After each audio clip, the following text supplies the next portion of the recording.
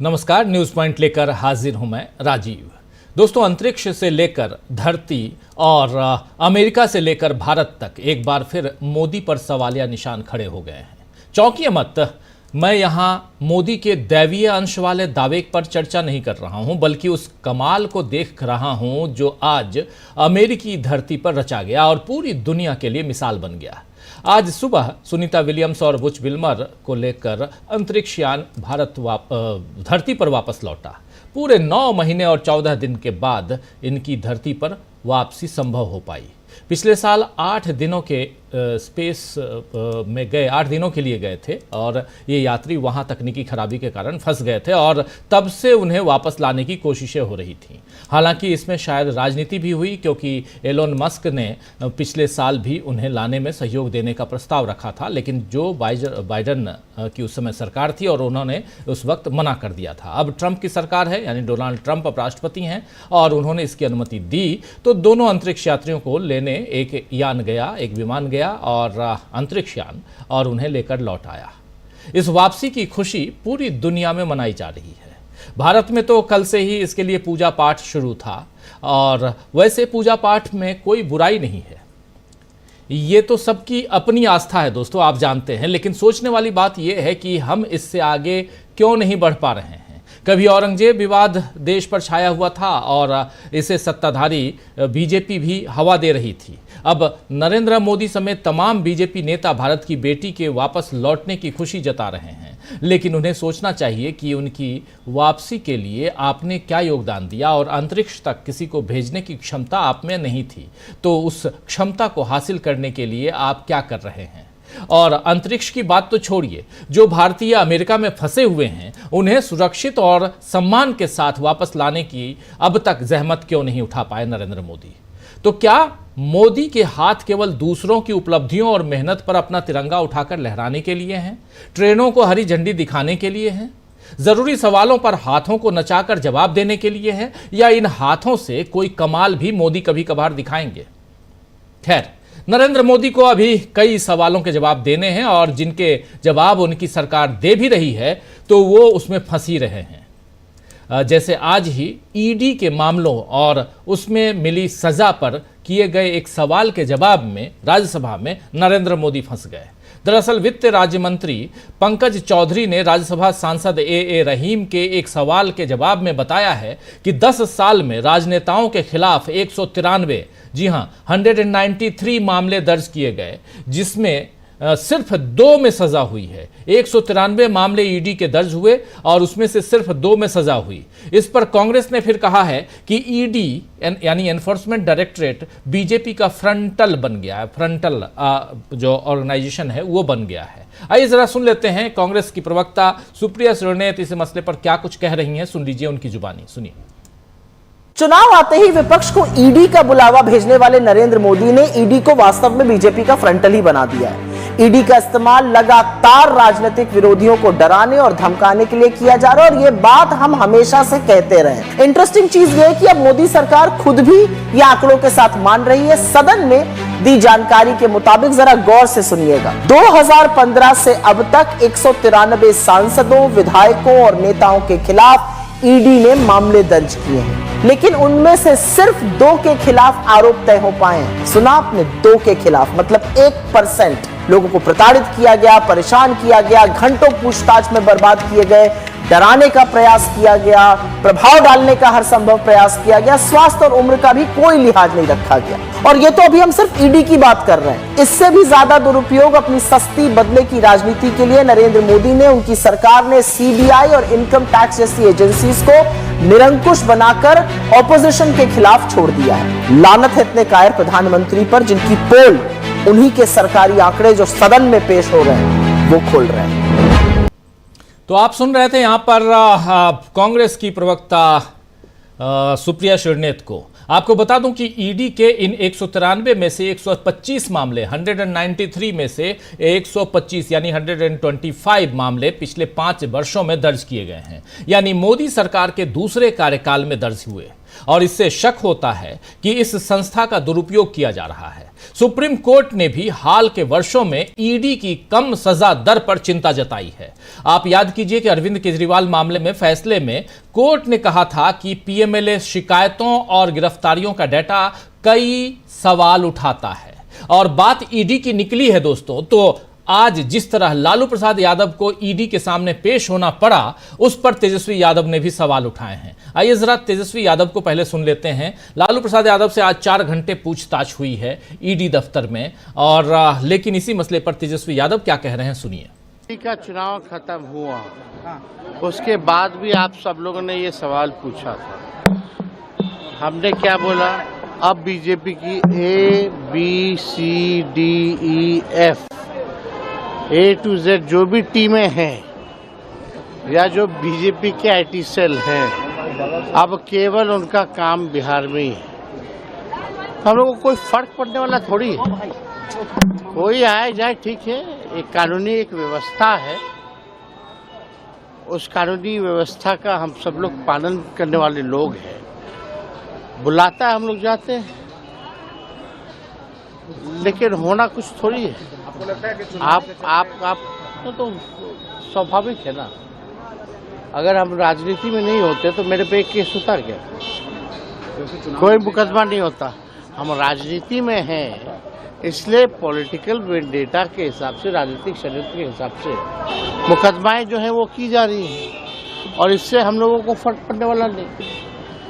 ये तो एक बार आप लोगों की तो गिनती भी भूल गए होंगे कि कितना बार हमको, कितने बार लालू जी को, कितने बार मेरी माँ को ईडी और सीबीआई ने बुलाया होगा या इनकम टैक्स ने बुलाया होगा।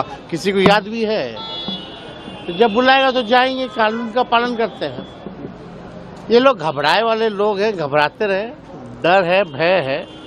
अब जिसका डर है, भय है, लेकिन ये कुछ भी करे, जितना ये लोग संवैधानिक संस्थाओं का दुरुपयोग करेंगे या कितना भी हम लोगों को उनके सोच के हिसाब से ये तंग करने का प्रयास करेंगे, उतना ही हम मजबूत होंगे और उतनी ही मजबूती के साथ इस बार बिहार में सरकार बनाएंगे।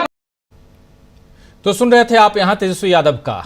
बिहार चुनाव से पहले अब ऐसी संस्थाएं सक्रिय दिखेंगी, ये तेजस्वी यादव का कहना है। वहीं बिहार चुनाव से पहले चुनाव आयोग के कारण भी मोदी फंस रहे हैं, क्योंकि जिस तरह एपिक से आधार को जोड़ने का फैसला चुनाव आयोग ने लिया है, उससे जाहिर हो रहा है कि वोटर लिस्ट में गड़बड़ी हो रही थी। इस फैसले के बाद राहुल गांधी ने फिर कहा है कि अब जबकि चुनाव आयोग ने इस समस्या को स्वीकार कर लिया है, मैं अपनी पिछली मांग को दोहराता हूं कि उसे महाराष्ट्र 2024 के विधानसभा और लोकसभा चुनावों की पूरी मतदाता सूची को सार्वजनिक रूप से साझा करके नाम जोड़ने और हटाने के मुद्दे को भी संबोधित करना चाहिए। यह बात कहना है राहुल गांधी का कि जब आपने यह फैसला ले ही लिया है तो चुनाव आयोग एक काम और कर दे कि 2024 में जो लोकसभा के चुनाव हुए और विधानसभा के चुनाव हुए और खासकर महाराष्ट्र में जो चुनाव हुए हैं, और उसकी जो सूची है, वोटर लिस्ट है, उसको आप सार्वजनिक कर दीजिए।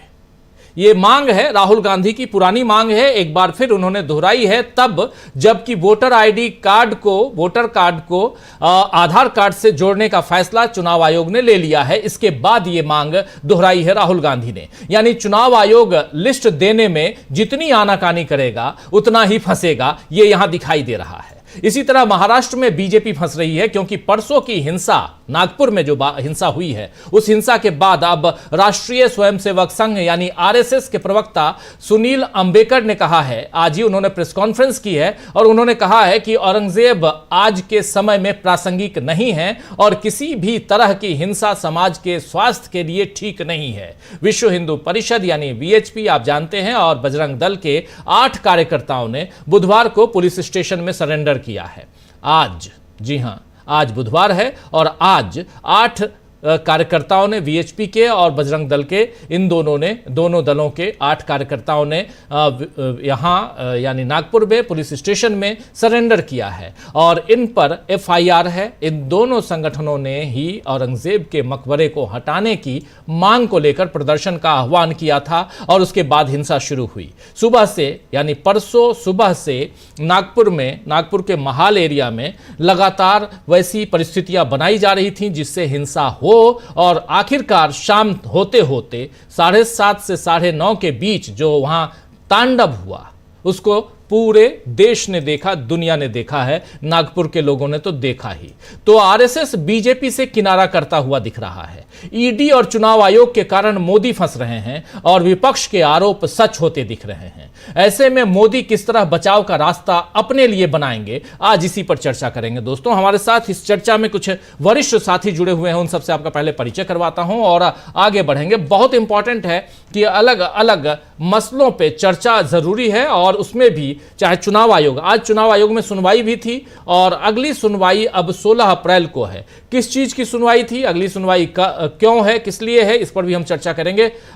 इसके अलावा 22 मार्च को एक बहुत ही अहम सुनवाई होनी है। आज 19 मार्च है, आज से 3 दिन बाद सुनवाई नहीं बल्कि मीटिंग होने वाली है। यह भी दक्षिण के राज्यों की एक मीटिंग है जिसमें पूरा का पूरा भारत और विपक्ष एक साथ नजर आएगा। मामला तमिलनाडु से इसकी शुरुआत हुई है, तो यह है। और तीसरी सबसे बड़ी बात कि नागपुर की घटना, इधर आज अभी चर्चा चल ही रही है। इस बीच अभी थोड़ी देर पहले खबर आई कि प्रधानमंत्री नरेंद्र मोदी गुड़ी पड़वा पर, जो महाराष्ट्र का नया साल भी माना जाता है, उस पर जाएंगे नागपुर, आरएसएस मुख्यालय जाएंगे और ये भी कहा जा रहा है, माना जा रहा है कि शायद यहां से बीजेपी का अध्यक्ष कौन होगा इस पर भी चर्चा होगी। कुछ रणनीतियां बनाई जाएंगी और इस साल 2025 जो ये साल है, ये साल आरएसएस के लिए बहुत महत्वपूर्ण है क्योंकि उसके 100 साल पूरे हो रहे हैं। हमारे साथ 3 वरिष्ठ साथी जुड़े हुए हैं। शकील अख्तर जी हैं, प्रेम कुमार जी हैं, अमलेंदु उपाध्याय जी हैं।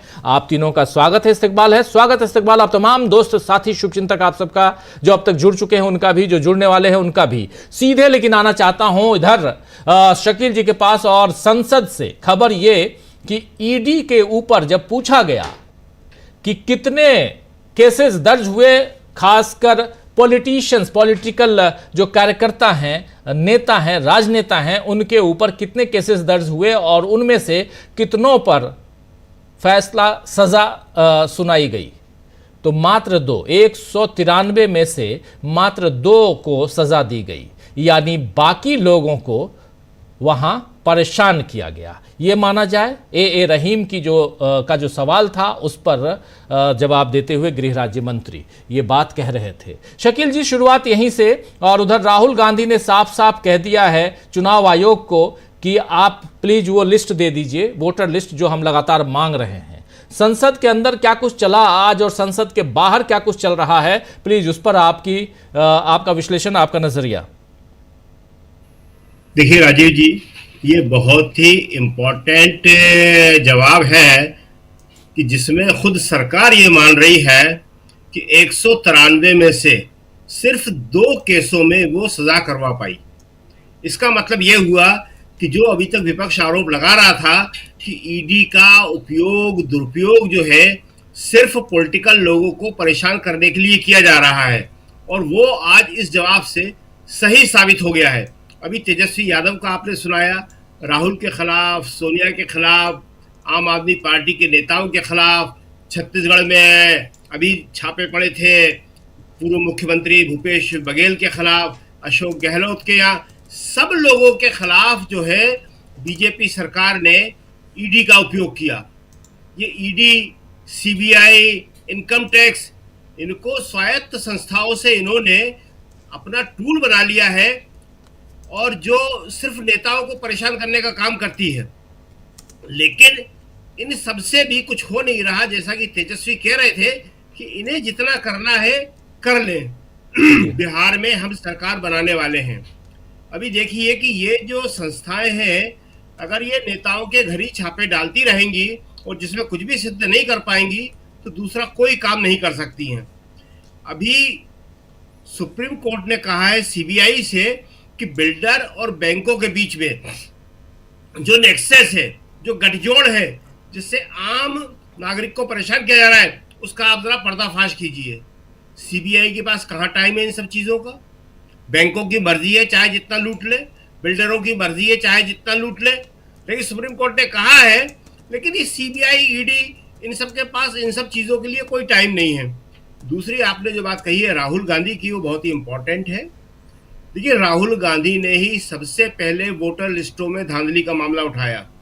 महाराष्ट्र के मामले में बड़ा स्पेसिफिकली उन्होंने बताया कि किस तरह वहां पे धांधली हुई है, एक एक एपिक नंबर पे कितने कितने वोटर जो है वो दर्ज किए गए हैं।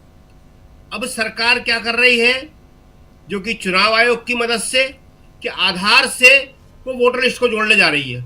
ये एक बहुत ही गंभीर मसला है, विपक्ष इससे कतई सहमत नहीं है, क्योंकि देखिए आधार जो है वो एक अलग प्रक्रिया से बना हुआ था। आधार कार्ड कहीं यह नहीं बताता है कि नागरिक कौन है, कहाँ का है, क्या है, जबकि वोटर लिस्ट की उपयोगिता बिल्कुल अलग है।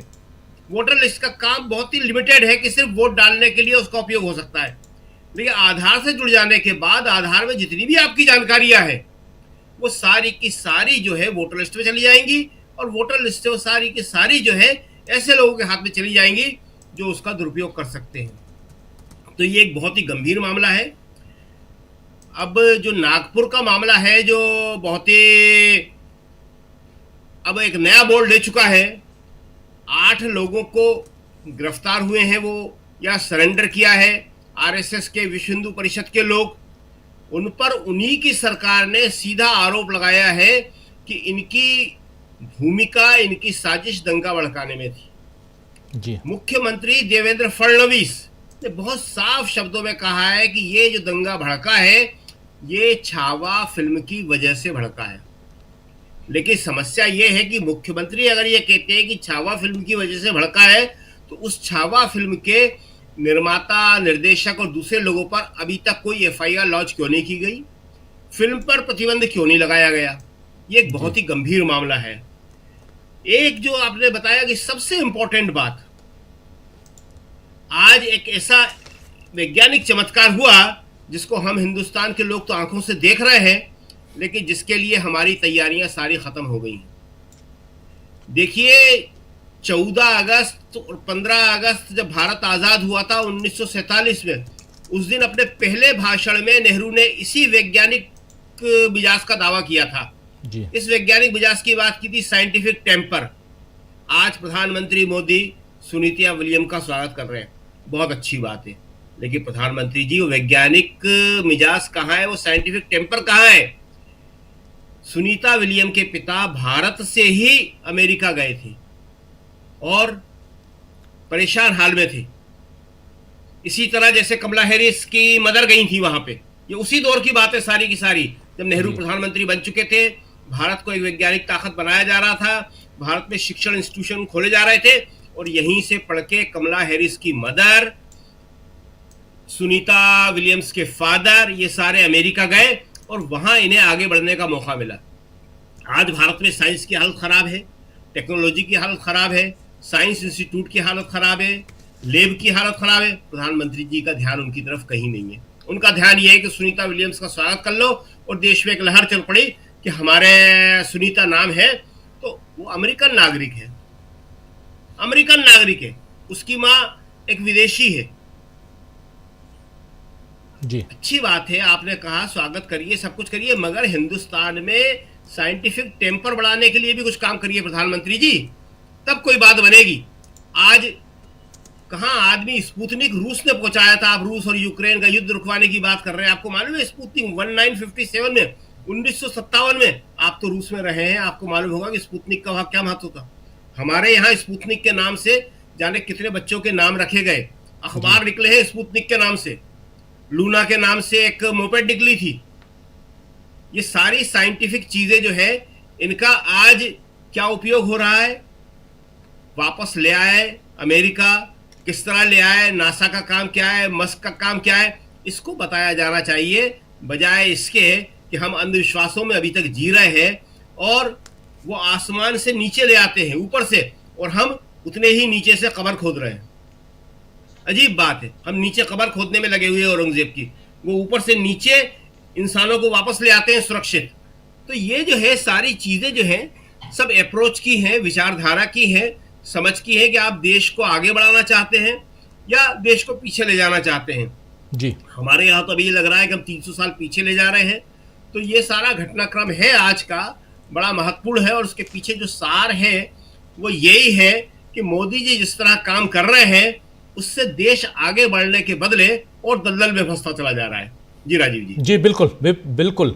विपक्ष के आरोपों से कैसे बीजेपी जो है वो बेनकाब हो रही है, कैसे विपक्ष घेर रहा है और कैसे सत्ता पक्ष यहाँ परेशान नजर आ रही है, इन सब की हम चर्चा कर रहे हैं। सुनीता विलियम्स के लौटने की भी, और लौट कर वो आई। एक किसी ने फरमाया और बहुत खूब फरमाया कि वो आसमान खोद रहे हैं, हम धरती खोद रहे हैं। तो हमारे साथ जुड़ गए हैं सुनील शुक्ला जी। सुनील जी, आपका स्वागत करता हूं। प्रेम कुमार जी, आपका भी स्वागत है। आसमान और धरती की बात इसलिए कर रहा हूं क्योंकि वो आसमान से सुनीता विलियम्स को लेके आ रहे हैं, हम धरती खोदकर औरंगजेब को निकालने की कोशिश कर रहे हैं। ये देखिए, ये ज़माना है हिंदुस्तान और ये कहाँ है अमेरिका। लेकिन अमेरिका और भारत की तुलना न करते हुए भारत की सियासत की अगर हम बात करें तो बहुत महत्वपूर्ण है कि हमारे देश में जो चल रहा है उसमें कहीं ना कहीं चारों तरफ से एक जो साजिश रचने की कोशिश होती है, उस साजिश से पर्दाफाश भी हो रहा है। और उसमें चाहे ईडी का मामला हो, जो आज संसद में सवाल का जवाब, 193 में से 2 केस मात्र ऐसे हैं जिसमें सजा हुई, बाकी केसेस में सजा नहीं हुई, वो भी पॉलिटिकल इश्यूज पे, पॉलिटिशियंस के ऊपर। दूसरी चीज आप देखिए, चुनाव आयोग जो फैसला किया है उस फैसले का स्वागत अब कांग्रेस पार्टी कर रही है, लेकिन साथ साथ राहुल गांधी कह रहे हैं, प्रेम कुमार जी, कि आप भाई साहब वो लिस्ट भी दे दीजिए। क्या यहां पे कुछ यू टर्न मारते हुए चुनाव आयोग दिखाई देता है क्या, या चुनाव आयोग उसी ढर्रे से चलता हुआ दिखता है जिस ढर्रे पर राजीव कुमार चल रहे थे? अभी चुनाव बाकी है और इन सब के बीच, यानी 6-8 महीने बाकी है अभी, और इन सब के बीच उधर बिहार में खेल शुरू हो गया है। कैसे देखते हैं प्रेम कुमार जी? जी राजीव जी, देखिए, ईडी, चुनाव आयोग, सरकार और बिहार में तेजस्वी यादव के साथ जो कुछ हो रहा है, ये 4 घटनाएं एक दूसरे से गुत्थम गुत्था हैं, मिली जुली हुई। देखिए, अदालत उस बात पर विचार कर रही है जिस पर विचार करने के लिए समय रहते उसके पास वक्त नहीं था। जब पैनल डिसाइड कैसे किया जाए, पैनल को डिसाइड होने दिया गया। मैं चुनाव आयोग की बात कर रहा हूँ। चुनाव आयोग का पैनल डिसाइड हुआ, राजीव कुमार मुख्य चुनाव आयुक्त हटे तो दूसरे ज्ञानेश कुमार जी आए, और वो कब तक रहेंगे ये डिपेंड करता है कि सुप्रीम कोर्ट क्या फैसला लेता है। तो सुप्रीम कोर्ट इसको अनिश्चितकालीन छोड़े हुए था, लेकिन आज तय हो गया कि 16 अप्रैल को इसकी सुनवाई होगी। तो ये सुनवाई होगी, ये महत्वपूर्ण बात एक ये है। दूसरी है कि जो बात राहुल गांधी कहते रहे वो अब तो ये प्रूवन होता जा रहा है। हर बार ये कहना पड़ रहा है कि जो राहुल बोलते हैं वही सही है, बाकी कुछ भी सही नहीं है इस भारत में। जो राहुल बोले वही सही है। अब ये मैं कोई प्रशंसा में नहीं बोल रहा हूँ, लेकिन लगातार घटनाएं घट रही हैं कि राहुल गांधी ने खुल करके बताया कि चुनाव में धांधली हुई है, और उस धांधली को चुनाव आयोग ने स्वीकार कर लिया। जैसे ही उसने आधार कार्ड को वोटर आईडी से जोड़ने का एक फैसला लिया, वो भी वो फैसला जिस पर कि सुप्रीम कोर्ट रोक लगा चुका है कि आधार कार्ड को इससे वोटर आईडी से जोड़ना अनिवार्य नहीं बनाया जा सकता जी, ऐच्छिक है। तो अनिवार्य और ऐच्छिक में अभी जो फैसला है तो अनिवार्य बनाने का फैसला है। तो यानी सुप्रीम कोर्ट के फैसले के खिलाफ जाना होगा, उनको या तो परमिशन लेनी होगी, कोई रास्ता निकालना होगा। तो ये क्यों हो रहा है? ये इसलिए हो रहा है कि राहुल गांधी ने जो बात कही उसको चुनाव आयोग छिप करके मान रहा है, खुल्लम खुल्ला नहीं मान रहा है। वो नहीं बोल रहा है कि हाँ गलतियां हुई। अब ये गलती ऐसा थोड़े है, सॉरी सर, ये वाला थोड़ी गलती है, ये तो आपने पूरा चुनाव लूट लिया है भाई। एक महाराष्ट्र में जिस तरीके से चुनाव लूटा गया, हरियाणा में जिस तरीके से चुनाव लूटा गया, दिल्ली में जिस तरीके से चुनाव लूटा गया, ये सब वोटर डिलीशन, वोटर एडिशन, 5 बजे के बाद कितनी वोटिंग, और उसके बाद चुनाव के दौरान लोकसभा और राज्यसभा की लोकसभा और विधानसभा चुनाव के दौरान जो वोटों में बढ़ोतरी हुई उसका, ये सारा मामला एक दूसरे से जुड़ा है। और जिसको चुनाव आयोग ने मान लिया है, अब कहे अब तो इस मुद्दे पर जोर शोर से बोलना चाहिए, बोलो चुनाव आयोग, क्वेश्चन नंबर 1, वोटर डिलीशन जो हुआ सिलेक्टिव ढंग से हुआ कि नहीं। क्वेश्चन नंबर 2, एडिशन जो हुआ वो गलती थी कि नहीं, हाँ या ना, ऐसे करके जवाब दो। ऑब्जेक्टिव करके उनको सवाल पूछना पड़ेगा, तब जाकर के उनको आंसर आएगा। वो भी आंसर देते हैं कि नहीं। यहाँ तो वो स्वायत्त संस्था है, एक ऐसी स्वायत्त संस्था है जो मोदी शाह चाहे वही नियुक्त कर दे, तो काहे का स्वायत्त संस्था है। ये तो स्वायत्त संस्था वर्ड ही खत्म हो गया। तो ये स्थिति है। इसके बाद आप आइए ईडी और तेजस्वी यादव। मैं बड़ा इंटरेस्टिंग सवाल रखता हूं, आप कहीं भी पूछ करके देखिएगा कि आपको ईडी पर भरोसा है या तेजस्वी पर भरोसा है। मेरा दावा है कि तेजस्वी के पक्ष में ज्यादा वोट आएंगे, ईडी के पक्ष में ज्यादा वोट नहीं आएंगे।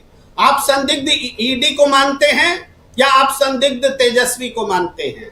मेरा दावा है कि संदिग्ध ईडी को माना जाएगा। ये सवाल पूछ के देखिए ना, एकदम पब्लिक में पूछिए। और मैं आप, एक होता है कि सवाल पूछने की भी एक मर्यादा होती है, हमसे सवाल हो सकता है, पूछे कि एक आरोपी से आप ईडी की तुलना क्यों कर रहे हैं, मैं उसका भी जवाब देता हूं। आज मैंने ग्रुप में थोड़ा सा सवाल किया कि भाई सुप्रीम कोर्ट ने कितनी बार ईडी को क्वेश्चन किया है, तो जवाब आया कि 2024 में 5 घटनाएं सामने हैं। जरूरी हुआ तो मैं पढ़कर भी बता दूंगा, लेकिन 5 घटनाएं हैं जिसमें ईडी को सुप्रीम कोर्ट ने गलत पाया, संदिग्ध पाया, सस्पिशियस पाया, डांटा, फटकारा, उसके डिसीजन को पलटा। और बीते कुछ सालों में 1 दर्जन से ज्यादा घटनाएं हैं। सस्पिशियस तो सीधे सुप्रीम कोर्ट ने बना दिया है ईडी को। तो तेजस्वी यादव सस्पिशियस है कि ईडी सस्पिशियस है? ये सवाल इस संदर्भ में मैं बहुत वैलिड मानता हूं कि मैं कर सकता हूं ये सवाल। इसीलिए आप सबसे कहता हूं करके देखिए आंसर क्या आता है। तो जो जांच करने वाली संस्था है वो स्वयं संदिग्ध हो गई, जो स्वायत्त संस्था है उसकी स्वायत्तता विलोपित हो गई। तो इस देश में कैसे लोकतंत्र बचेगा, यही तो सवाल राहुल गांधी उठा रहे। इसलिए मैं कहता हूं कि इस देश में जो सवालों की सीरीज है और उसके जवाब जो हैं वो राहुल गांधी के सवाल और घटनाएं उनके जवाब को जो वो चाहते हैं उसको पुष्टि करते हैं, बताते हैं, देर से सही लेकिन लोग मानते हैं। राहुल गांधी ने इलेक्टोरल बॉन्ड पर भी सवाल उठाए थे, सुनता ही नहीं था सुप्रीम कोर्ट, सुनवाई ही नहीं करता था। जब सुनवाई हुई, फैसला आया, तो राहुल गांधी सही हुए। कितने मामले आप गिनाएंगे? वो हम तो सूची लेके नहीं बैठे हैं, दसियों मामले ऐसे हैं जो राहुल गांधी ने उठाए और वो सही पाया गया। तो ये जो परिस्थिति बन रही है, देश कहां जा रहा है? देश डेमोक्रेसी से दूर जा रहा है। जब देश कोई डेमोक्रेसी से दूर जाता है तो कहां जाता है? समझने के लिए पाकिस्तान चले जाइए या यहीं से पाकिस्तान को देख लीजिए, बांग्लादेश को देख लीजिए। आजाद तो हम लोग एक ही दिन हुए थे, एक ही साथ हुए थे, लेकिन बांग्लादेश कहाँ है जिसने तानाशाही को अपनाया? पाकिस्तान कहाँ है जिसने तानाशाही को अपनाया? हम भी उसी दिशा में जा रहे हैं। वही कट्टरपंथी, वही मुल्ला, वही विज्ञान विरोधी लोग, वो कौन? जो लोकतंत्र को नहीं मानते। लोकतंत्र को आप मानेंगे, धर्म से उठ करके बात करेंगे, एक वैज्ञानिक तरीके से समाज को डेवलप करेंगे, तो जमीन में खोदने के लिए औरंगजेब को नहीं जाना पड़ेगा। औरंगजेब तो घूम रहा है दिल्ली में, देश में, जगह जगह घूम रहा है। पकड़ो कॉलर औरंगजेब का। औरंगजेब जमीन के अंदर थोड़ा छिपा हुआ है। तो ये सोच पर निर्भर करता है। जी अजीत, बिल्कुल बिल्कुल आप सही कह रहे हैं, ये सोच पर निर्भर करता है। औरंगजेब की बात हम कर रहे हैं तो औरंगजेब कहाँ है? जरा अमलेंदु जी आपके पास जल्दी से आना चाहता हूं, फिर सुनील शुक्ला जी के पास आता हूं। अमलेंदु जी कैसे देखते हैं आप, एक तरफ औरंगजेब के मामले में भी वहां जो चल रहा है महाराष्ट्र में, महाराष्ट्र की सियासत का असर क्या देश की सियासत पे पड़ने जा रहा है क्या? और खासकर नागपुर की जो बात है, नागपुर की घटना, आज़ाद भारत में पहली बार ऐसी घटना, लेकिन इसका असर बिहार में और दूसरे राज्यों में पड़ते हुए आप देखते हैं। और सबसे बड़ी बात कि इन सब से इतर चुनाव आयोग आपको कहां दिखाई देता है आज की तारीख में? राजीव जी, एक तो जहां तक महाराष्ट्र का सवाल है कि महाराष्ट्र का असर बाकी जगह तो कुछ नहीं पड़ेगा, लेकिन महाराष्ट्र पे जरूर पड़ेगा। और महाराष्ट्र में ये पड़ेगा कि महायुति जो है उसकी दरारें अब साफ तौर पर ऊपर आ चुकी हैं। अजीत पवार के विधायक हैं अमोल तिटकारी या इसी तरीके का कुछ नाम है, उन्होंने साफ तौर पे कहा कि ये गृह मंत्री की फेल्योर है, गृह मंत्री इसमें फेल हुए हैं। ये बात उनके गठबंधन से आई है राजीव जी, जो सरकार में शामिल है उनकी तरफ से आई है। यानी सवाल उठ रहे हैं सीधे सीधे सरकार से। एफआईआर दर्ज हुई बीएचपी और विश्व हिंदू परिषद यानी और बजरंग दल के लोगों के ऊपर, उनकी सरेंडर भी कर दिया उन्होंने। खुद मुख्यमंत्री को कहना पड़ा कि विश्व हिंदू परिषद और बजरंग दल ने था वो प्रदर्शन किया और छावा फिल्म जो थी उसने जो था लोगों का गुस्सा और उनके खिलाफ भड़काया। तो यानी जो आप जिस पे राजनीति कर रहे थे अब तक, तो आपको खुद कहना पड़ रहा है कि ये तो ये इसका असर निश्चित तौर पे जो महाराष्ट्र में इनका गठबंधन है उसके ऊपर पड़ेगा और इनको अपने लोगों को नियंत्रित करना पड़ेगा। और अगर आप इसी पे जाना चाहते हैं, जैसा कि प्रकाश अम्बेडकर कह रहे हैं, प्रकाश अम्बेडकर का कहना है कि औरंगजेब का मकबरा जो है वो अगली अयोध्या बनेगा और 2026 में चुनाव होगा, बीजेपी इसी को लेकर जो है चुनाव में जाएगी। अब ये प्रकाश अम्बेडकर की अपनी दिमाग की उपज है या वो परिस्थितियां जो बन रही है उसको देख रहे हैं कि बीजेपी किस तरीके से इस पे आगे बढ़ रही है, तो ये समझा जा सकता है। लेकिन जो परिस्थितियां दिख रही है राजीव जी, वो निश्चित तौर पर इस तरह इशारा कर रही है कि कुछ ना कुछ ठीक ठाक नहीं है और बीजेपी के अंदर ही अभी से तैयारियां शायद ये हो गई हैं कि नरेंद्र मोदी रिटायर हो रहे हैं, उनकी जगह लेने के लिए कौन होगा। तो अब जो शत्रप जो समझे जाते हैं, चूंकि देवेंद्र फडणवीस भी प्रधानमंत्री पद के उम्मीदवार समझे जाते हैं, योगी आदित्यनाथ भी समझे जाते हैं, अमित शाह भी समझे जाते हैं, तो क्या इनके बीच में कुछ संघर्ष शुरू हो गया तो इसके लिए महाराष्ट्र में इस तरह की चीजें की जा रही हैं, ये राजनीति समझा जाता है। अब जो चुनाव आयोग का मसला राजीव जी, पूरी तरीके से चुनाव आयोग फंसा हुआ है। एक तो आज जो सुप्रीम कोर्ट में राजीव जी मसला था, उसमें सुप्रीम कोर्ट को कहना पड़ा कि ये काफी गंभीर मसला है और हम इस पर विस्तृत बहस चाहते हैं। प्रशांत भूषण का कहना था कि आज वो 38वें नंबर पर केस लगा हुआ था, तो प्रशांत भूषण का कहना था कि ये मसला महत्वपूर्ण है, तो इसमें 2-3 घंटे का समय बहस के लिए मिले, तो आप किसी ऐसे दिन लगा दीजिए नजदीक में जिसमें सुबह मतलब जल्दी इस पर बहस हो जाए। तो जस्टिस सूरकांत ने कहा कि ये मसला बहुत महत्वपूर्ण है और हम 16 अप्रैल को इसको सुनेंगे ताकि इस पे कायदे से बहस हो और ये महत्वपूर्ण मसला है। तो सुप्रीम कोर्ट ने माना कि ये महत्वपूर्ण मसला है, उस पर क्या फैसला आता है क्या नहीं आता है वो बात की बात है, लेकिन सुप्रीम कोर्ट ने माना कि ये मसला बहुत ज्यादा महत्वपूर्ण है। इधर जिस तरीके से चुनाव आयोग ने ये स्वीकार किया कि भाई एक तरीके से गलतियां हैं और अब वो जोड़ेंगे आधार कार्ड से, आधार कार्ड को लेकर ही राजीव जी पहले तो बहुत सारे सवाल हैं। अमित शाह का बयान जो है बार बार होता है वायरल कि आधार कार्ड जो किसी भी तरीके से नागरिकता का प्रमाण नहीं है, और चुनाव आयोग भी कह रहा है कि नागरिकता का प्रमाण नहीं है, सिर्फ ये पहचान पत्र है। तो भाई किस लिए ये पहचान पत्र, फिर आप इसको क्यों जोड़ेंगे? अब आपने इसे बैंकों से भी जोड़ दिया, आपने मोबाइल फोन से भी जोड़ दिया, कितने फ्रॉड हो रहे हैं, तो आप इसको अगर जोड़ देंगे वोटर आईडी कार्ड से तब कितने फ्रॉड होंगे, इसकी जिम्मेदारी चुनाव आयोग क्या लेगा कि कोई फ्रॉड नहीं होने पाएगा, डाटा में सेम नहीं लगेगी। अरे भाई आपके डाटा में जो जिसका नियंत्रण पूरा आपके पास है वहां फर्जी वोट बन जा रहे हैं, 40-40 लाख वोट बन जा रहे हैं, तो इसकी क्या गारंटी है कि वहां जो आधार कार्ड आप जोड़ेंगे उन आधार कार्ड के साथ कोई छेड़खानी नहीं होगी। तो बहुत सारे सवाल उठ रहे हैं, लेकिन यहाँ दबाव में साफ तौर पर चुनाव आयोग दिख रहा है क्योंकि उसको लग गया है कि चीजें पकड़ ली गई हैं और जो गड़बड़ियां हैं जो चुनाव आयोग की तरफ से की गई है वोटर लिस्टों में वो विपक्ष के हाथ में आ गई हैं। और राहुल गांधी ने इसे कहा कि अब आप वो जब आपने स्वीकार कर ही लिया है तो वो सूचियां भी आप हमको दे ही दीजिए, जो कि सूचियां अभी राज्य में नहीं दी जाएंगी। मुझे लगता है कि वो जो 3 महीने का जो समय दिया गया है दिल्ली हाईकोर्ट में, चुनाव आयोग ने कहा है वो 3 महीने बाद फिर पहुंच जाएगा, फिर कहेगा कि हमको अभी 3 महीना और लगेगा, और वो इसी तरीके से मामला लटकता रहेगा, सूचियां नहीं दी जाएंगी तब तक बिहार का चुनाव हो जाएगा। तो बिहार के चुनाव के बाद शायद सूची ऊंची दे दी जाए, तब तक सब चीजें ठीक कर ली जाए, और उसके बाद फिर राजीव जी चीजें अभी ठीक कर भी ली जाएंगी, तो इसकी क्या गारंटी है कि वो बंगाल के चुनाव से पहले चीजें फिर गड़बड़ नहीं होंगी? भाई जब फर्जी वोट बनाए ही जाने हैं तो उसके लिए तो एक घंटा पहले भी बनाए जा सकते हैं, तो 1 घंटा पहले ही अगर बन जाएंगे वोटिंग से पहले, आखिरी सूची जारी होने से पहले, तब उसकी क्या तोड़ होगी? तो घिरा हुआ तो राजीव चुनाव आयोग निश्चित तौर पर फंसा हुआ है और उसको झुकना पड़ा है, ये बात साफ तौर पर समझ में आती है। बिल्कुल बिल्कुल, चुनाव आयोग को झुकना पड़ा है। चुनाव आयोग थोड़ा सा यहाँ चेंज नजर आ रहा है जब से राजीव कुमार गए हैं, ज्ञानेश कुमार आए हैं, और सबसे बड़ा यहाँ पर जो डिसीजन है वो है एपिक नंबर को आधार नंबर से जोड़ना, आधार कार्ड से जोड़ना, और इसको कितना टेक्निकली कितना सही माना जाए, कितना गलत माना जाए, इस पर अभी टेक्नीशियंस अपना जवाब देंगे। लेकिन बहुत महत्वपूर्ण फैसला, और इस फैसले से क्या ट्रांसपेरेंसी आएगी, क्योंकि हम और आप सबकी चिंता यही है कि चुनाव निष्पक्ष हों, चुनाव पारदर्शी तरीके से हो, ट्रांसपेरेंट तरीके से हो। और इसी पर हम लगातार चर्चा कर भी रहे हैं, कई बार चर्चा हमारी हुई है। और सुप्रीम कोर्ट में भी ऐसे ही मामले हैं, चाहे फॉर्म 17C का मामला हो, चाहे ईवीएम का मामला हो और अब तो वोटर लिस्ट का मामला। और वोटर लिस्ट को लेकर उधर पश्चिम बंगाल में बहुत बातें हो चुकी हैं। बिहार से ऐसी खबर अभी तक नहीं आई है, लेकिन पश्चिम बंगाल में चूंकि अगले साल मतलब मार्च के महीने में ही चुनाव होना है, मार्च अप्रैल के महीने में अगले साल न सिर्फ पश्चिम बंगाल में बल्कि असम में भी चुनाव है, तमिलनाडु में भी चुनाव है, इन राज्यों में चुनाव होने हैं, केरल में भी चुनाव है, इन राज्यों में चुनाव होने हैं। इसलिए बहुत महत्वपूर्ण, बहुत इंपॉर्टेंट अगले साल। लेकिन उससे पहले एक इंपॉर्टेंट राज्य है बिहार, जहां चुनाव, और उससे पहले क्या चुनाव आयोग यहां खुद को सुधार लेगा। और इन सब से इतर, क्या अगर चुनाव आयोग सुधारता है तो उसका असर मोदी सरकार पर पड़ेगा।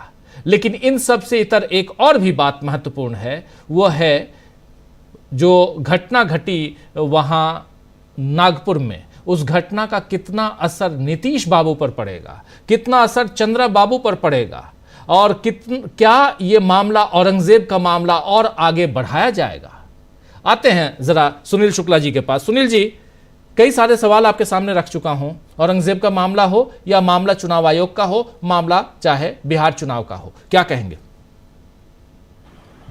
धन्यवाद राजीव जी। निर्वाचन आयोग का जो सवाल है वो केवल आधार कार्ड को एपिक से जोड़ने का सवाल नहीं है।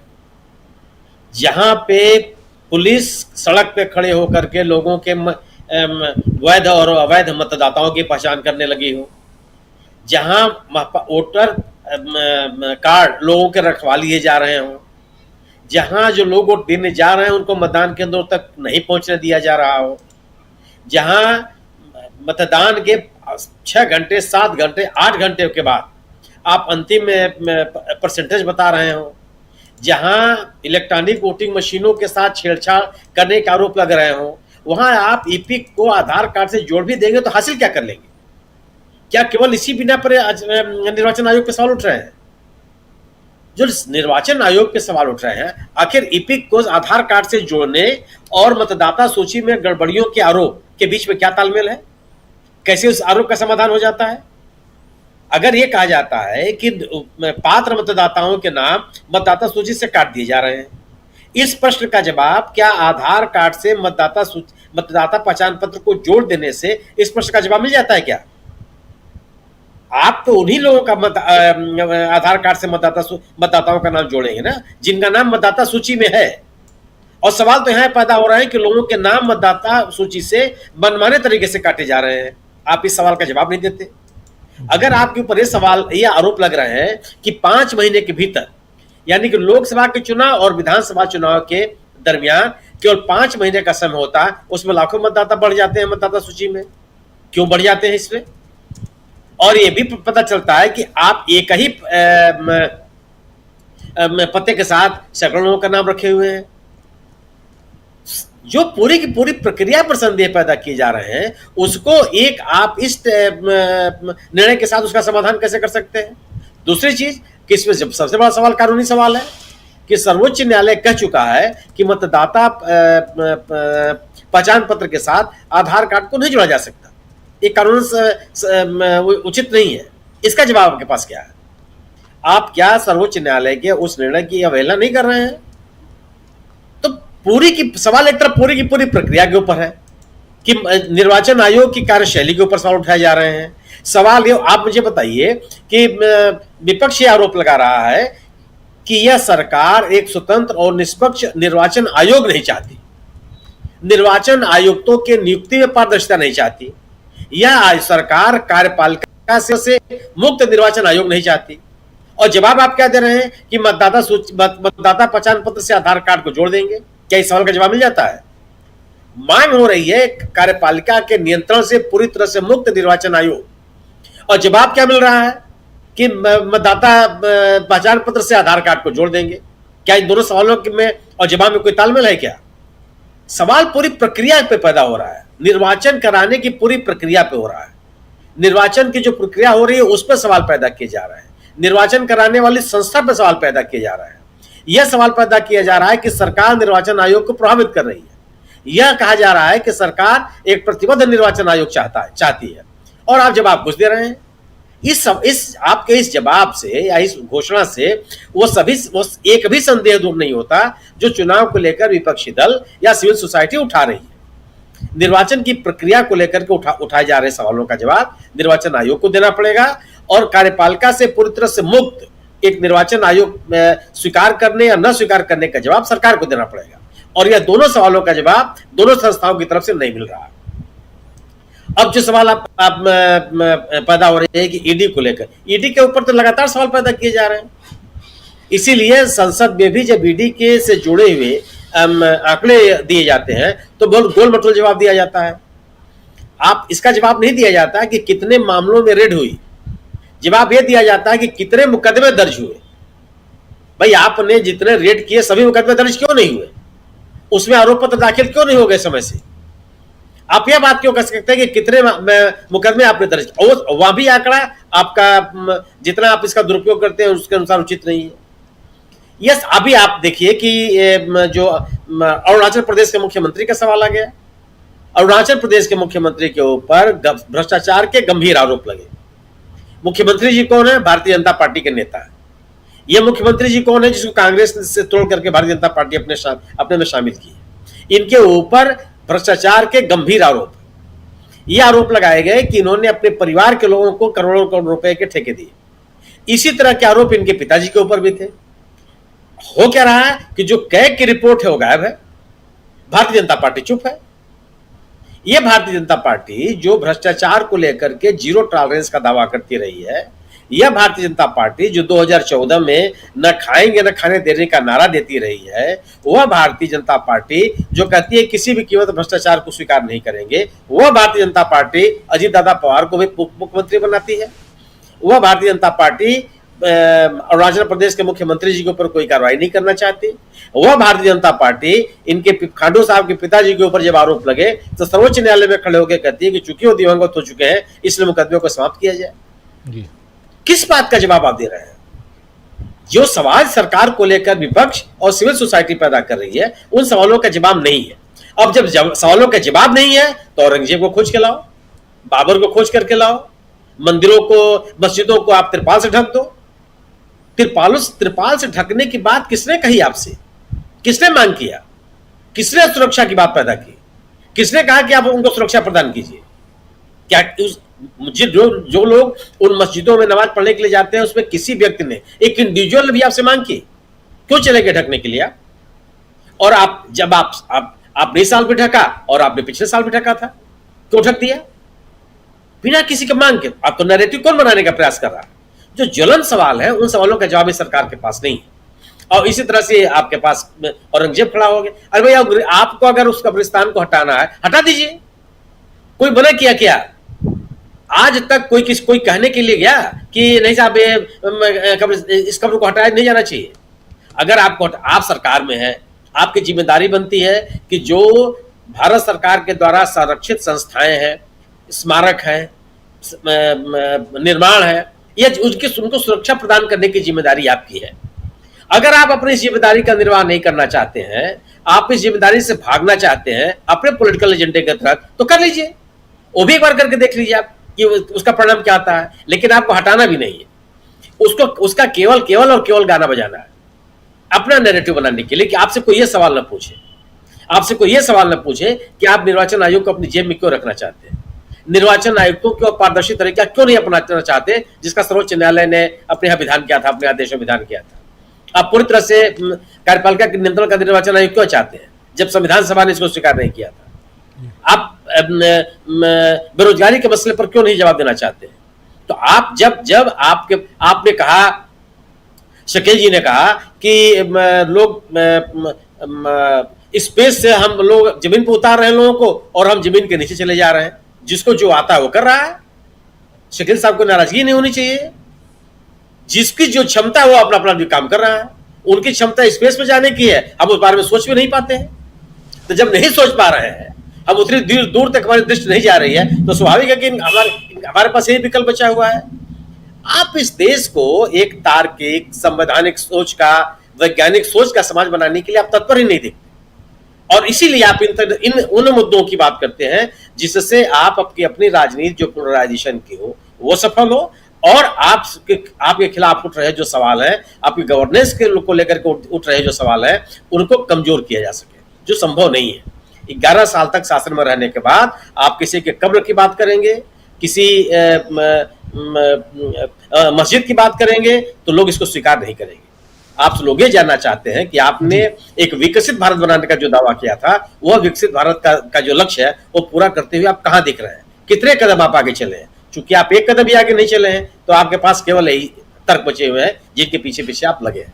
जी बिल्कुल बिल्कुल। जरा शकील जी ये बताइए कि इस वक्त उधर कांग्रेस पार्टी बैठक कर रही है और वेस्ट बंगाल के अपनी टीम के साथ बैठक कर रही है कांग्रेस पार्टी, लेकिन कितनी तैयारियां हैं विपक्ष की और खासकर कांग्रेस पार्टी की, और ऐसे मसले, इन मसलों से लड़ने के लिए, जैसे बिहार में अभी चुनाव होना है, सबसे पहले बिहार के लिए क्या रणनीतियां, क्या तैयारियां हैं। बिहार के अध्यक्ष को कांग्रेस पार्टी ने बदल दिया है, राजेश कुमार आ गए हैं, वहाँ के राजेश राम या राजेश कुमार वो आ गए हैं। ये देखिए, ये तस्वीरें जो हैं ये कल की तस्वीरें हैं, अभी पश्चिम बंगाल की जो बैठक चल रही है वो तस्वीरें भी जल्दी आपको दिखाएंगे हम।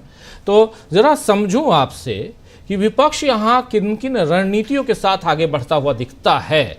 आपके पास सही जानकारी होगी, इसलिए आपसे मैं पूछना समझना चाहता हूँ, क्योंकि ये ज़रूरी है। एक तरफ सत्ता पक्ष और वो अपनी रणनीतियों, और उसमें अगर नागपुर की घटना होती है तो उसका भी लाभ, उसका भी फायदा लेने की कोशिश सत्ता पक्ष जरूर करेगा, लेकिन विपक्ष क्या कर रहा है? राजीव जी, कल इसी समय जब आपने ये फोटो दिखाया, ये वही वीडियो है जो जनरल सेक्रेटरी और इंचार्ज की मीटिंग कल हो रही थी जी। तो उसी वक्त हमने ये सवाल किया था कि ये पुराने लोग सारे के सारे बैठे हुए हैं और बिहार में चुनाव है और बिहार में अध्यक्ष बदलने की मांग हो रही है।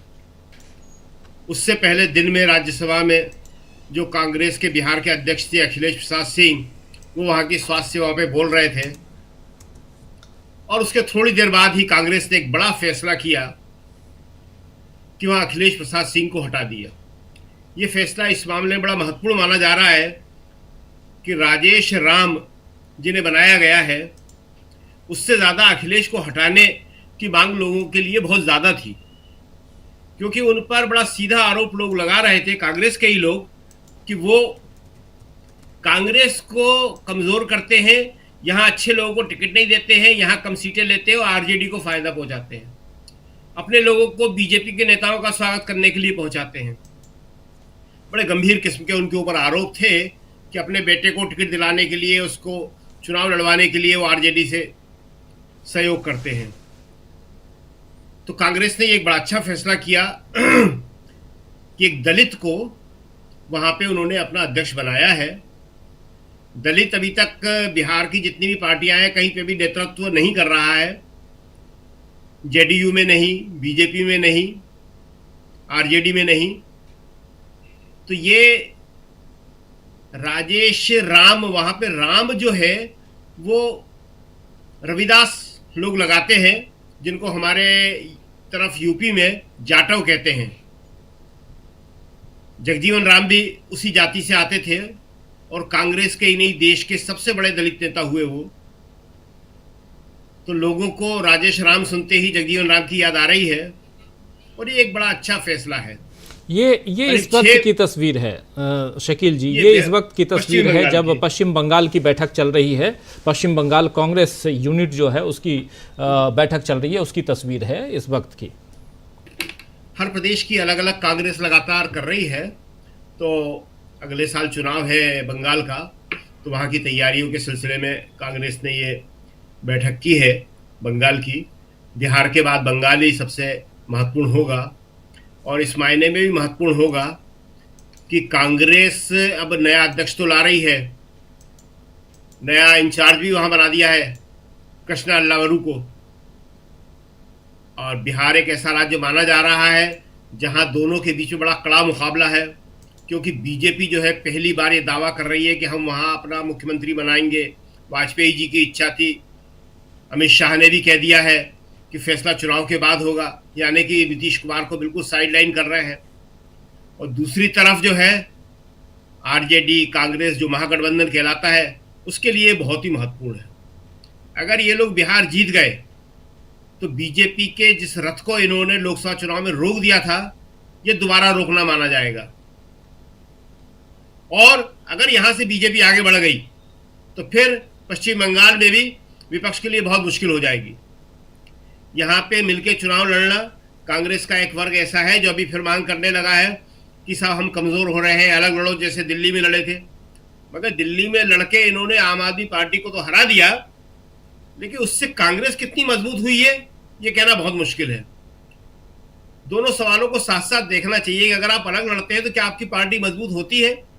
पिछले 35-40 साल से यही हो रहा है। कभी यूपी और बिहार में कांग्रेस अलग लड़ती है, कभी साथ लड़ती है, मगर कांग्रेस मजबूत नहीं हो रही है। जी, यूपी में कांग्रेस को अगर 6 सीटें मिली लोकसभा में तो समाजवादी पार्टी के साथ लड़ने से मिली। समाजवादी पार्टी को 37 मिली है। अगर जम्मू कश्मीर में बीजेपी को किसी ने रोका तो नेशनल कॉन्फ्रेंस ने रोका, नहीं तो बीजेपी वहां पे भी आने वाली थी, तो नेशनल कॉन्फ्रेंस ने वहां रोका। तो इसलिए बिहार में जो है आरजेडी के साथ मिलकर कांग्रेस लड़े, अच्छी सीटों की मांग करे। जो उसके नेताओं की और कार्यकर्ताओं की शिकायत है कि हमें अच्छी सीटें नहीं दी जाती हैं, हारने वाली दी जाती हैं, जहां बीजेपी मजबूत हो उसके सामने खड़ा कर दिया जाता है। अच्छी सीटों की मांग करे, लेकिन अलग से लड़ने की मांग जो है वो न कांग्रेस को मजबूत करेगी न विपक्ष को मजबूत करेगी। अभी कांग्रेस का जो पूर्ण अधिवेशन होने वाला है, प्लेनरी, उसकी तैयारियां चल रही हैं। कल की मीटिंग उसी के लिए थी। जिला अध्यक्षों की मीटिंग कांग्रेस बुला रही है और उसका सारा ध्यान इस बात पे है कि एक तो संगठन मजबूत हो और संगठन के साथ जो है किस तरह बिहार में जो है चुनाव जीता जाए। बिहार का चुनाव विपक्ष के लिए बहुत इंपॉर्टेंट है। अगर बिहार में बीजेपी आ गई तो वो जो है ये जो पश्चिम बंगाल का सीन है यहाँ पे भी खराब हो जाएगा और कांग्रेस के लिए बहुत बड़ी समस्या पैदा हो जाएगी। इसलिए राजेश राम का जो नियुक्ति है उसको बहुत अच्छा माना जा रहा है। आज अभी वो फोटो भी शायद अभी होंगे, अभी आए थे राजेश राम यहाँ पे। कांग्रेस अध्यक्ष मल्लिकार्जुन खड़गे से मिले वो और राहुल गांधी से भी मिले। अभी वो इस मीटिंग से पहले राहुल गांधी और खड़गे ने राजेश राम से यहाँ मुलाकात की, उनसे बात करी और वो किस तरह से अपना काम को आगे बढ़ाएंगे। क्योंकि देखिए वहां पे जो है अभी तक कई बाधाएं थी जो शायद अब कांग्रेस दूर करने में सफल हो गई है। कन्हैया कुमार की यात्रा कांग्रेस ने शुरू करवा दी है। पहले थोड़ा कन्हैया कुमार को भी रोक के रखा गया था। पप्पू यादव कांग्रेस में शामिल होने के बाद भी कांग्रेस के वहां के लोगों ने उन्हें कांग्रेसी नहीं माना था जी, उन्हें निर्दलीय चुनाव लड़ना पड़ा था और जीत के बताया उन्होंने। तो पप्पू यादव, कन्हैया कुमार, इन सबको साथ लेके और बाकी जितने लोग हैं, देखिए कांग्रेस की बिहार में अभी भी बहुत संभावनाएं हैं। बुरे से बुरे हाल में भी वो 17 सीटें जीत जाती है। यूपी में 1 सीट जीत पाती है वो विधानसभा की। तो ऐसा नहीं है कि बिहार के लोग कांग्रेस को चाहते नहीं है, वहां पे बहुत संभावना है। लेकिन सवाल यही है कि कांग्रेस मजबूती के साथ चुनाव लड़ नहीं पा रही, प्रयोग पर प्रयोग किए जा रही है। इस बार पहली बार ये लग रहा है कि एक मजबूत टीम की तरह वो वहां जाएगी। और अगर बिहार में कांग्रेस ने अच्छा प्रदर्शन कर दिया, आरजेडी ने अच्छा प्रदर्शन कर दिया, तो ये पश्चिम बंगाल की जो आप मीटिंग दिखा रहे हैं इस पे बड़ा सकारात्मक असर पड़ेगा। जी बिल्कुल सकारात्मक असर पड़ना भी चाहिए। कांग्रेस की क्या रणनीतियां हैं, विपक्ष की क्या रणनीतियां हैं, और उन सब पे चर्चा हम कर रहे थे। लेकिन उसके साथ साथ जो चुनाव है, चुनाव कराने वाला चुनाव आयोग, वो सुप्रीम कोर्ट में कह रहा है कि अब जिलेवार और बूथवार हम जो वोटिंग परसेंटेज है वो हम अब वेबसाइट पर डालने के लिए तैयार हैं। इस पर चर्चा के लिए तैयार है सुप्रीम कोर्ट में। और सुप्रीम कोर्ट में धीरे धीरे या सुप्रीम कोर्ट के बाहर भी क्यों थोड़ा सा बदलता हुआ दिखाई दे रहा है चुनाव आयोग, ये इम्पॉर्टेंट है। प्रेम कुमार जी के पास आना चाहता हूँ। प्रेम कुमार जी, ज़रा आपके पास आना चाहता हूँ, आपसे समझूं। चुनाव आयोग क्या आपको लगता है कि थोड़ा बदल रहा है, जिसमें आधार कार्ड से जोड़ने वाली बात हो? कितना सही है कितना गलत है ये बाद की बात है, ये एक चर्चा का विषय है। टेक्नीशियंस ये बताएंगे। लेकिन चाहे कल जो बैठक हुई है चुनाव आयोग की, चाहे सुप्रीम कोर्ट की सुनवाई के दौरान जो सुप्रीम कोर्ट में इन्होंने कहा है हलफनामे के जरिए कि हम इस पर चर्चा के लिए तैयार हैं कि वोटर प्रतिशत जो है वो अब वेबसाइट पे डाला जाए। बहुत सारे डिमांड हैं और जिसमें ट्रांसपेरेंसी की मांग है सबसे बड़ी मांग। क्या उस तरफ बढ़ते हुए चुनाव आयोग दिखता है? और अगर ऐसा होता है तो क्या चुनाव सुधार के साथ साथ देश में भी पॉलिटिकली सुधार आप देखते हैं? देखिए राजीव जी, चुनाव आयोग स्वतंत्र है नहीं, इसलिए ये अपेक्षा या ये उम्मीद करना कि उसके एटीट्यूड में कोई बदलाव आ गया है या निकट भविष्य में आने वाला है, ये दिखता नहीं है। चुनाव आयोग को अब अदालत ही एक तरह से निर्देशित कर सकती है, क्योंकि ये सरकार के पूरी तरह से कब्जे में है। मैं ऐसा क्यों कह रहा हूँ कब्जे में है कि जो मांग राहुल गांधी ने की है मतदाताओं की ओर से, वो मांग कोई रत्ती भर भी गैर वाजिब नहीं है। बस सिर्फ मांगा जा रहा है कि आप आंकड़े बता दीजिए। तो आंकड़े बताने में चुनाव आयोग को किसको विचारना है, किसको सोचना है? वो तो हमें याद आ रहा है कि इलेक्टोरल बॉन्ड का मामला था, एसबीआई बोला कि लोकसभा चुनाव के बाद ही आंकड़ा दे सकते। फिर सुप्रीम कोर्ट ने कहा तो 24 घंटे में उनको देना पड़ा आंकड़ा। तो आंकड़े आपके पास हैं, वो आंकड़े बताना नहीं चाहते हैं क्योंकि वो एक एपिक आईडी से सैकड़ों हजारों वोटर आईडी जो बने हैं उसका खुलासा हो जाएगा। आप इस बात का खुलासा तो कीजिए कि गलती कहां हुई है। चुनाव आयोग को अगर पता चल गया है कि एक एपिक आईडी से बहुत सारी एपिक आईडी, बहुत सारे वोटर्स बने हैं, तो सुधार करेंगे तब। पहले मानिए, बताइए देश को कि हाँ इतने वोटर आईडी, इतने नंबर ऑफ एपिक आईडीज हैं जिसमें इतने वोटर्स जुड़े हैं, ये सच्ची तस्वीर है। तब मानेंगे कि हाँ चुनाव आयोग चाहता है बताना कि हाँ सच क्या है और गलत क्या है। अभी तो चुनाव आयोग छिपाने का काम कर रहा है, कह रहा है कि हम इसको वोटर आईडी को आधार कार्ड से जोड़ेंगे। पहले बताइए क्यों जोड़ेंगे, ये देश को बताइए क्यों जोड़ेंगे आप। इस सुप्रीम कोर्ट जिस चीज को इनकार कर चुका है उसका कोई कारण था, तो आज उस कारण से इतर ऐसा कौन सा कारण है कि आप इसको जोड़ेंगे? क्या आप एक ही एपिक आईडी के एक नंबर से कई एक वोटर आईडी जो जुड़े हुए हैं उसको रोकना चाहते हैं? तो मुझे सवाल क्यों करना पड़ रहा है, आप बताइए ना। मुझे सवाल क्या, हर बार एक काम करेंगे और हम फिर सवाल पूछेंगे तब आप जवाब देंगे क्या? आप क्या सवाल जवाब का सेंटर हैं कि आप पारदर्शिता के साथ, निष्पक्षता के साथ चुनाव कराने वाली एजेंसी? तो जब चुनाव आयोग का ये एटीट्यूड ही नहीं है कि वो सच को सामने लाए। भाई वोटर डिलीशन हुआ तो चुनाव आयोग बताइए ना कि किस इलाके में कितना वोटर डिलीशन हुआ, बता दीजिए, हम लोग समझ जाएंगे कि मुस्लिम बहुल इलाका था कि दलित बहुल इलाका था। आप मत बोलिए, हम लोग समझ जाएंगे। अगर वोटर एडिशन हुआ तो आपको बताइए ना कि एक भवन में 7,000 वोटर थे, आप बताइए ना। चुनाव आयोग बताए, राहुल गांधी क्यों बताए ये बात? राहुल गांधी क्यों बताए? देश की जनता क्यों बताए? आप बताइए। चुनाव आयोग को बताना चाहिए कि आपके नेतृत्व में, आपके अधीन जो चुनाव हुए हैं उस चुनाव में एक बिल्डिंग में 7,000 वोटर रहते हैं। चुनाव आयोग बोलता क्यों नहीं है? ये चुप क्यों है? चुनाव आयोग अपनी कमियों को छिपा रहा है कि पूरे चुनाव में विसंगतियों को की पर्देदारी करने के लिए वो है किस लिए?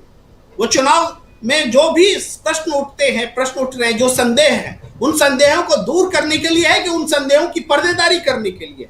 ये चुनाव आयोग से पूरा देश जानना चाहता है। भाई बहुत सारे सवाल हुए।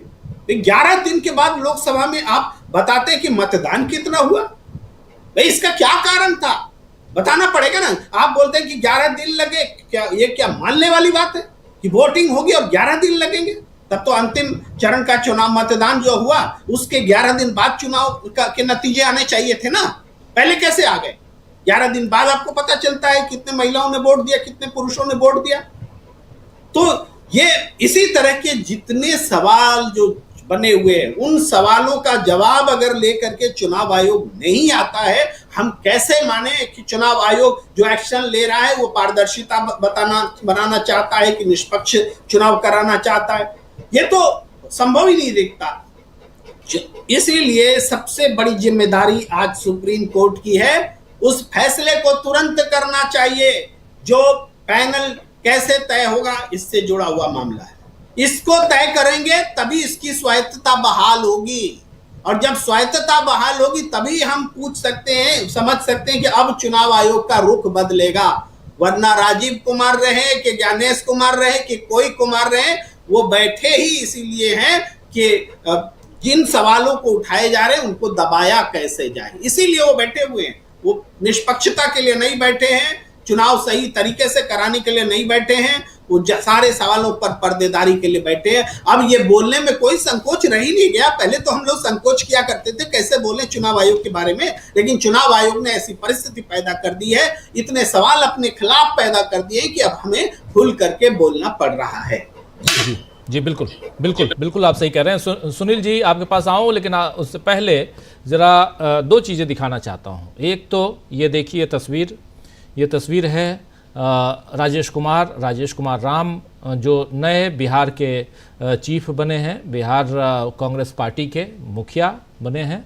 और उनकी तस्वीर राहुल गांधी हैं, मल्लिकार्जुन खड़गे हैं, केसी वेणुगोपाल हैं इनके साथ। एक तो ये तस्वीर। दूसरी तस्वीर बिहार को लेकर ही एक ट्वीट किया है, बयान जारी किया है मल्लिकार्जुन खड़गे ने, वो ज़रा ले आइए सामने। और मल्लिकार्जुन खड़गे लिख रहे हैं, बिहार बदलाव के लिए तरस रहा है, बिहार के युवा रोजगार चाहते हैं, बिहार की जनता असली सामाजिक न्याय की आस लगाए इंतज़ार कर रही है। आज कांग्रेस पार्टी बिहार के नवनियुक्त अध्यक्ष श्री राजेश कुमार ने संक्षिप्त मुलाकात में बिहार की जनता की भलाई के लिए कांग्रेस की तैयारियों पर प्रारंभिक चर्चा हुई, इनके साथ हुई है।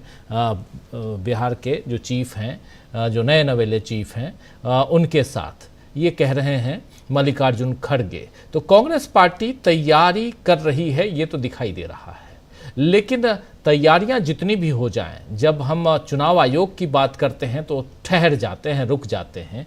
और तीसरी तरफ बीजेपी की अपनी उनकी स्ट्रेटेजी है और उनकी अपनी राजनीति है। उनकी राजनीति में हिंदुत्व सबसे ऊपर है, ये एजेंडा सबसे ऊपर है, हिंदुत्व का एजेंडा। ज़रा इन तीनों चीज़ों को अगर देखा जाए तो बिहार को, और बिहार में भी जो चुनाव होने जा रहा है, चुनाव आयोग के ऊपर जो प्रेम कुमार जी बातें अपनी रख रहे थे, उसको कैसे आप देखते हैं? सबसे बड़ी चीज़ कि चुनाव आयोग यहाँ पर, क्या आपको भी लगता है या आपको नहीं लगता है कि चुनाव आयोग जो कर रहा है उससे इतर थोड़ा यहाँ अपनी, उनके ऊपर, चुनाव आयोग के ऊपर जो सवाल उठाए जा रहे हैं, प्रश्न चिन्ह है, उससे खुद को धोएगा, उससे चुनाव आयोग बाहर निकलेगा? चुनाव आयोग के ऊपर उठाए जा रहे सवालों से अलग होने का चुनाव आयोग कोई प्रयास नहीं कर रहा। चुनाव आयोग पर ये आरोप लग रहे हैं कि उसने मतदाता सूचियों में गड़बड़ी होने दिया और इससे सत्तारूढ़ दल को फायदा हुआ। इस आरोप से चुनाव आयोग नहीं मुक्त होने का प्रयास कर रहा है। चुनाव आयोग पर यह आरोप लग रहा है कि मतदान की अंतिम सूचना देने में उसने घंटों लगाए। इससे लेकर के तरह तरह के संदेह पैदा हो रहे हैं। इन संदेहों को दूर करने के लिए निर्वाचन आयोग कोई प्रयास नहीं कर रहा। निर्वाचन आयोग के ऊपर यह आरोप लग रहा है कि वह सरकार के दबाव में काम कर रही है। निर्वाचन आयोग इस आरोप से मुक्त होने का कोई प्रयास नहीं कर रहा। उसकी कोई ऐसी गतिविधि नहीं है जिससे आप ये कह सकें कि निर्वाचन आयोग इन आरोपों से मुक्त होना चाहता है। अगर आप चुनाव के घोषणा करते समय आदर्श आचार संहिता लागू प्रभावी होने के लिए इस बात का इंतजार करते रहे कि सत्तारूढ़ दल के जितने भी कार्यक्रम पूरे हो जाए, तो आप ये आरोप, इन आरोपों से आप मुक्त नहीं हो सकते। मतदाता सूचियों को लेकर के जो आरोप कांग्रेस ने लगाए हैं, विपक्षी दलों ने लगाए हैं, उन आरोपों से मुक्त होता हुआ अब निर्वाचन आयोग कहां दिखता है? कांग्रेस ने इस साल के मतदाता सूची और पिछले लोकसभा चुनाव की मतदाता सूची मांगी है निर्वाचन आयोग से। क्या दिक्कत है आपको देने में? और अगर आप विपक्ष के आरोपों के प्रति जवाब देने में आपका यही ढीला ढाला रवैया रहेगा, तो आप इन आरोपों से मुक्त होते हुए कैसे दिखाई पड़ेंगे? अगर ये कहा जा रहा है कि चुनाव की पूरी प्रक्रिया को प्रभावित करने के लिए निर्वाचन आयोग सरकार के निर्देशों पर काम कर रहा है, तो आप अगर आप विपक्ष के आरोपों का कोई जवाब नहीं दे पाते हैं तो ये आरोप पुष्ट नहीं होते हैं क्या? अब रही बात बिहार के चुनाव की, मेरा अपना मानना यह है कि जब राजनीतिक दल सांगठनिक स्तर पर मजबूत होते हैं, जो कई राज्यों में भी है, वहां पे किसी तरह की जो सरकारी मशीनरी के नाम पर धांधली होने की कोशिश की जाती है, उसकी कम से कम असर काफी हद तक कम हो जाता है। बिहार में जो कांग्रेस कर रही है वो बिहार की राजनीतिक जरूरत है। निश्चित रूप से अगर निर्वाचन आयोग में एक स्वतंत्र और निष्पक्ष चुनाव सुनिश्चित करने का प्रयास नहीं करेगा तो इसको कोई राजनीतिक दल सुनिश्चित नहीं कर सकता। लेकिन यह निर्वाचन आयोग के सामने भी एक चुनौती रहेगी कि जो राजनीतिक दल के लोग हैं वो हर जगह मौजूद हैं और उनकी गतिविधियों पर निगाह रख रहा है। अब इस कारण से हो सकता है कि उन गतिविधियों पर रोक लगे। बिहार में कांग्रेस की सांगठनिक सक्रियता आवश्यक है। कांग्रेस के ऊपर आरोप लगते रहे हैं बिहार में कि पिछले चुनाव में इसके सफलता का दर बहुत कम था, इसके कारण से विपक्ष सत्ता में नहीं आ पाई। और अगर कांग्रेस को अपनी सफलता का दर बढ़ाना है तो निश्चित रूप से उसको राजनीतिक सक्रियता बरतनी पड़ेगी। वह अपने सहयोगी दलों के लिए कब कारगर साबित होगी? जब उसके पास भी अपनी एक राजनीतिक पूंजी होगी। अब राजनीतिक पूंजी उसके पास कब होगी? जब सक्रिय नेतृत्व होगा, संगठन मजबूत होगा, अपने मतदाताओं को अपने साथ जुड़े रखने की उसके पास ताकत होगी, अपने मतदाताओं, अपने समर्थकों के साथ वह बेहतर और प्रभावकारी और निर्णायक संवाद करने में सफल होगी, जो कांग्रेस बिहार में करती हुई दिख रही है। कन्हैया कुमार का जनसंपर्क यात्रा और प्रदेश कांग्रेस के अध्यक्ष के रूप में एक दलित नेता की नियुक्ति, यह उस राज्य में जो सामाजिक न्याय की राजनीति है उसको धार देती हुई दिखाई पड़ेगी।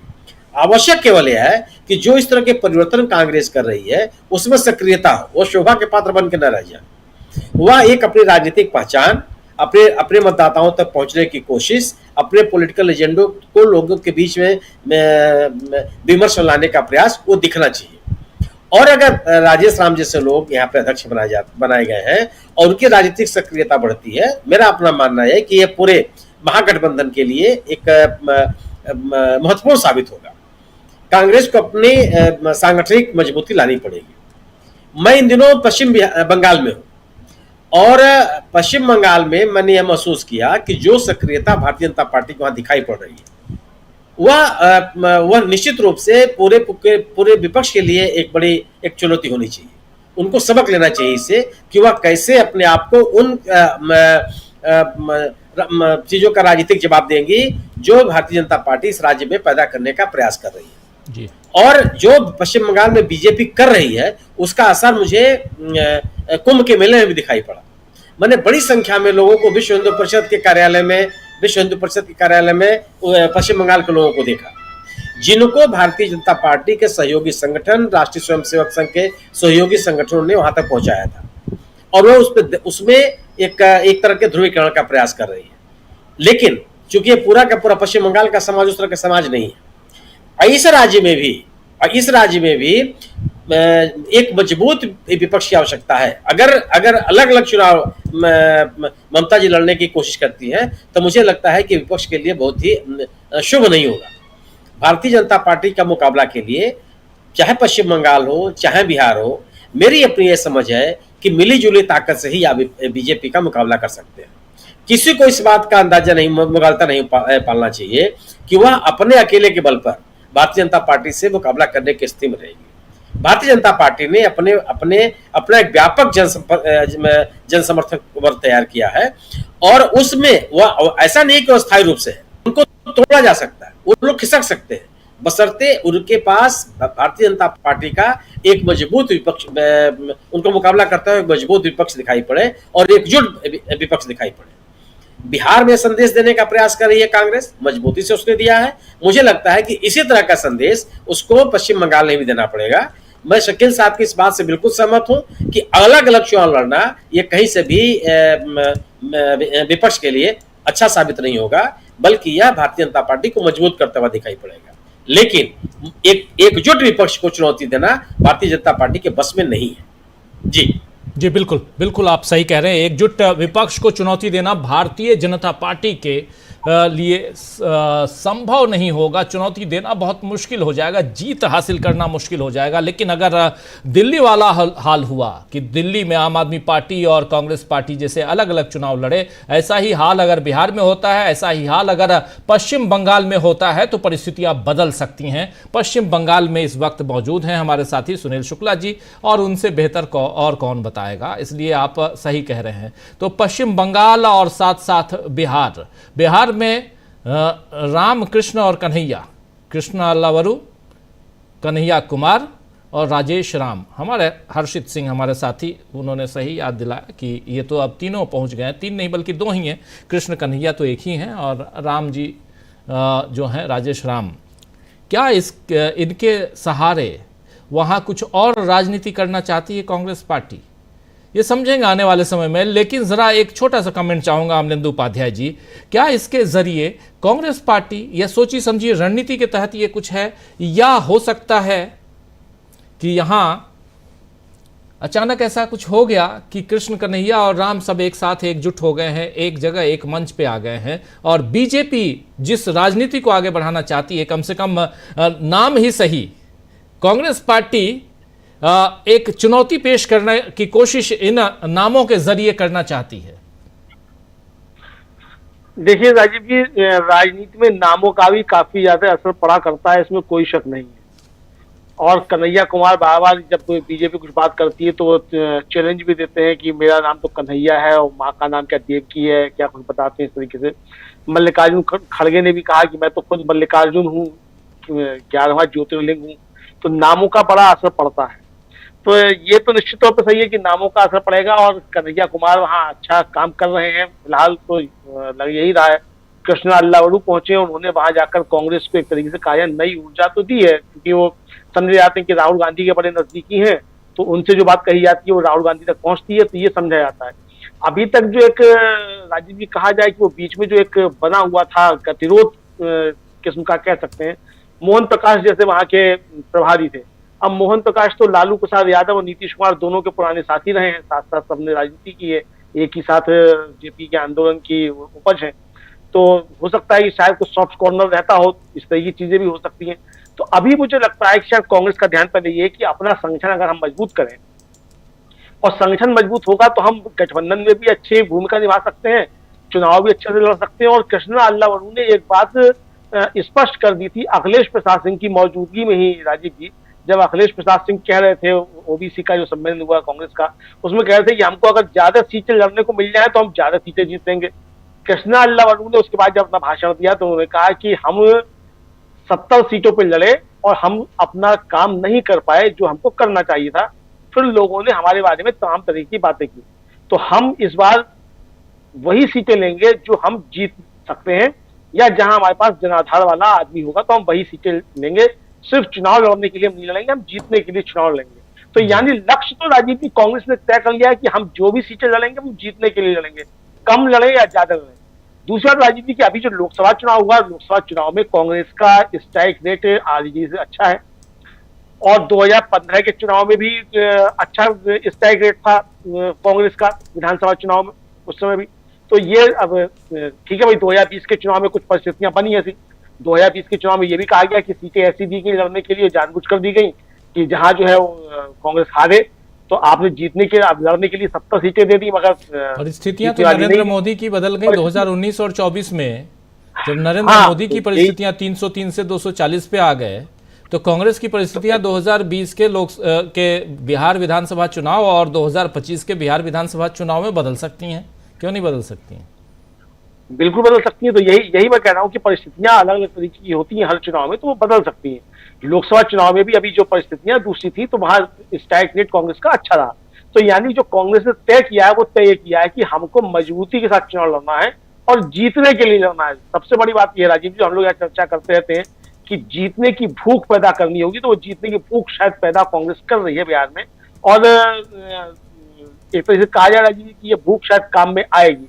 अब अध्यक्ष बदले गए, ठीक है, पुराने अध्यक्ष बदल दिए, नए आ गए, अब नए अध्यक्ष कितना काम करेंगे, कितना समय मिलेगा, वो सारी बातें अलग है। लेकिन अभी समझा ये जाता है कि कृष्णा अल्लावरू को जिस तरीके से जिम्मेदारी मिली है, तो यानी फ्री हैंड होकर कृष्णा अल्लावरू आप शायद काम करते हुए दिखाई देंगे। और जिसका असर जो है वो संगठन पर मालूम पड़ेगा, ये समझा जाता है। नए अध्यक्ष आए हैं तो जाहिर सी बात है कि नए अध्यक्ष को भी समझने में चीजें समय लगेगा, जब तक समझेंगे तब तक चुनाव आ जाएगा। तो जो भी करना है तो वो कृष्णा अल्लाह को करना है और अध्यक्ष जी को उसमें उनका सहयोग देना है। बाकी बस ये है कि ये जैसा कहा गया कि शोपीस बनकर ना रह जाए। जैसे उत्तर प्रदेश में भी एक दलित अध्यक्ष बनाए थे कांग्रेस ने, ब्रजलाल खाबरी साहब, थोड़े समय रहे वो, और जब तक वो रहे तब तक उनकी विज्ञप्तियां जो आती थी ये पूर्व सांसद और कांग्रेस के प्रदेश अध्यक्ष, यानी वो पूर्व सांसद होना अपने लिए ज्यादा गर्व की बात समझते थे, कांग्रेस का प्रदेश अध्यक्ष होना वो अपने लिए उतनी गर्व की बात नहीं समझते थे। तो संगठन का जो हाल था वो समझ में आया कि उत्तर प्रदेश में क्या हुआ। फिर अब लोग भूल गए कि कोई ब्रजलाल खाबरी जो थे वो भी कांग्रेस के प्रदेश अध्यक्ष हुए उत्तर प्रदेश में। तो इस तरह की चीजें बस ना हो, अध्यक्ष बनाए हैं तो उनको अध्यक्ष के तरीके से काम करने भी दिया जाए और उनसे काम लिया भी जाएगा। जी बिल्कुल, काम किया भी जाए, लिया भी जाए। खैर, कांग्रेस की रणनीतियां, बिहार की चिंता अब तमाम दलों को होगी और जो सत्तारूढ़ दल हैं उसको ज़्यादा चिंता होगी, नीतीश बाबू को भी चिंता होगी। लेकिन इन सब के बीच ईडी की कार्रवाई और उसके अलावा चुनाव आयोग की का आगे का कामकाज, उस पर निगाहें टिकी हुई हैं, नज़रें टिकी हुई हैं। और औरंगजेब